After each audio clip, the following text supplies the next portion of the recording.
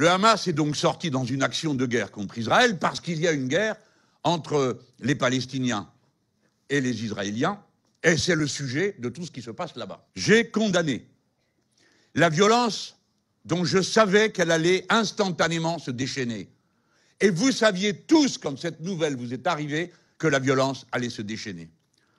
Je l'ai fait de la manière suivante. Je dis « je » beaucoup en ce moment. Pourquoi? Parce que mon nom est une fois de plus mis à toutes les sauces et qu'on m'attribue toutes sortes de positions qui ne sont pas les miennes, mais que des gens commentent ensuite. Et comme on la répète 10 fois, à la 11e, le crétin qui la répète fait comme si c'était une évidence et produit son précieux avis sur le sujet. Jusqu'à un sondage où on interroge, paraît-il, des gens pour leur demander s'ils sont d'accord avec mon refus de condamner le Hamas. Ce qui, naturellement, n'a rien à voir avec ma position. Dans le cas où vous l'auriez oublié, je vais vous la relire, c'est un tweet, ça ne prend pas beaucoup d'espace. J'ai dit « Toute la violence déchaînée contre Israël et à Gaza ne prouve qu'une chose. » Là, on est dans les premières heures du combat.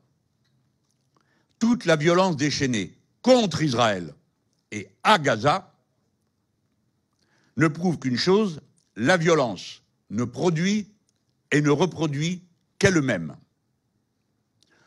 Horrifiés, nos pensées et notre compassion vont à toutes les populations désemparées, victimes de tout cela. Le cessez-le-feu doit s'imposer. Cessez le feu. La France doit y travailler de toutes ses forces politiques et diplomatiques. Les peuples palestiniens et israéliens doivent pouvoir vivre côte à côte, en paix et en sécurité. La solution existe, celle de 2 États, conformément aux résolutions de l'ONU. Voilà un document qui ne met pas tout le monde sur le même plan. Voilà un document qui dit que son horreur est la même, quelle que soit la victime, qu'elle soit palestinienne ou israélienne, et qui, d'avance, n'amnistie personne pour ses crimes.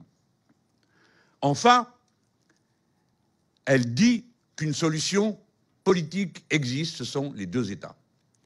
Je le précise parce que j'ai lu ici ou là, certains disent « la solution à 2 États a échoué ». Comment le savez-vous? On n'a jamais essayé. Qui peut dire « la solution a échoué, on ne l'a pas essayé ». Voilà ce que j'ai dit. Alors on me dit « ah mais vous ne dites pas que c'est une attaque terroriste ». Et vous vous demandez pourquoi depuis 2 jours nous refusons de le faire.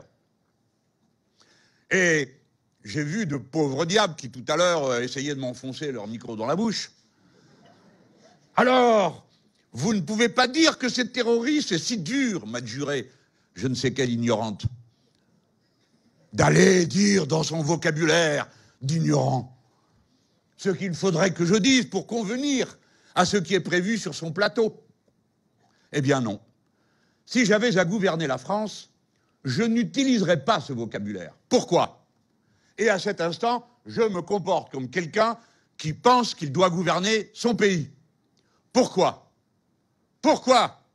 Demandez-vous pourquoi, bande de phraseurs, d'occupants de plateau à perte de vue, de commentateurs de votre nombril. Pourquoi? J'imagine que vous me reconnaissez à un certain niveau, au moins un QI égal au vôtre ou à la moyenne, ou légèrement en dessous du vôtre. Pourquoi? Parce que si nous acceptions de caractériser comme terroriste une action de guerre, nous la soustrayons au droit international. Le droit international ne prévoit aucune dénomination de caractère terroriste.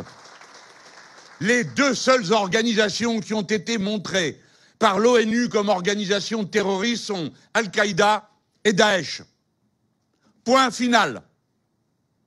Si nous voulons que ce que nous appelons des crimes de guerre soient poursuivis et jugés, il faut les appeler par le nom qui permet de le faire.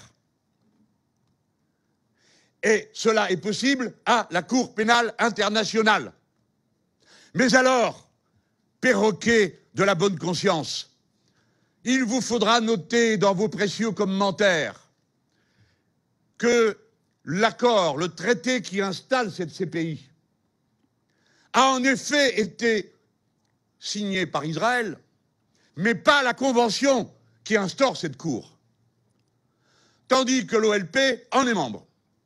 Et les États-Unis d'Amérique, qui sont les parrains de la plupart des criminels de cette planète, non plus n'ont pas signé. Alors le retour au réel signifie que la France ne doit en aucun cas s'aligner sur une puissance irresponsable. Quand je dis responsable, c'est au sens juridique. Les États-Unis d'Amérique ne sont responsables de rien et devant personne, car sinon ils passeraient leur vie à la CPI. Pour les crimes de guerre commis en Afghanistan, pour les crimes de guerre commis en Irak, pour les crimes de guerre qu'ils ont commis à peu près partout dans le monde avec l'agent orange contre les populations du Vietnam. Nous n'avons pas de leçon de morale à recevoir de tels gens. Nous appelons crime de guerre tout ce qui consiste à prendre en otage une population civile désarmée ou à l'assassiner, comme le Hamas l'a fait sur le territoire d'Israël s'il est confirmé les abominations dont on nous parle dans les kibboutz. Jamais, d'aucune façon, si peu que ce soit, nous pourrions approuver ou supporter de tels crimes ou les mettre sur le compte de la lutte. Ce n'est pas lutter que d'assassiner des gens désarmés. Ce n'est pas lutter que de tuer des gens comme s'ils étaient collectivement responsables. Tout le raisonnement humain, la dignité de la politique consiste à ne jamais accepter le principe de la responsabilité collective, quel que soit le lieu, quelles que soient les circonstances, selon les droits de l'homme, les droits de l'être humain. La responsabilité est toujours individuelle et chacun répond de ses actes, pas de ses convictions, de ses actes. Si bien que si notre droit prévoit en effet la reconnaissance d'actes terroristes, à échelle internationale, les actes qui sont connus et susceptibles d'être jugés sont des crimes de guerre ou des crimes contre l'humanité. Et cela s'est déjà produit. Lorsqu'eut lieu l'opération Plomb durci en 2009, le rapporteur des Nations Unies condamna les deux protagonistes pour crimes de guerre. Parce que les deux s'étaient emparés de populations civiles pour les persécuter.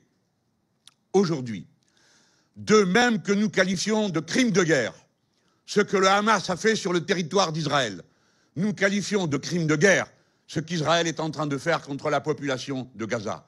La France est un pays libre, elle dit ce qu'elle veut, comme elle veut, quand elle veut, si elle veut remplir le seul office qui soit le sien dans cette circonstance, c'est-à-dire proposer sa médiation. Vous ne pouvez pas être une puissance de paix si vous êtes, avant même d'avoir commencé, partie prenante et ne condamnez que l'un en donnant toute liberté à l'autre. Car si nous sommes dans une lutte contre le terrorisme, nous sommes dans le choc des civilisations. Nous sommes dans la lutte du bien contre le mal. Et donc cela signifie l'ouverture du droit à la vengeance. La vengeance n'est pas la loi, n'est pas le jugement. Voilà pourquoi nous parlons comme nous parlons, de crimes de guerre et de rien d'autre.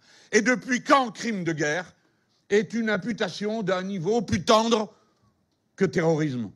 Depuis quand crime contre l'humanité est une douce euphémisation du terrorisme? Non, c'est l'inverse. C'est au contraire sa caractérisation précise. Car voyez-vous, quand on dit crime de guerre, c'est comme si on faisait comme si toute guerre n'était pas un crime. Le crime de guerre, c'est un stade de plus dans l'horreur de la guerre.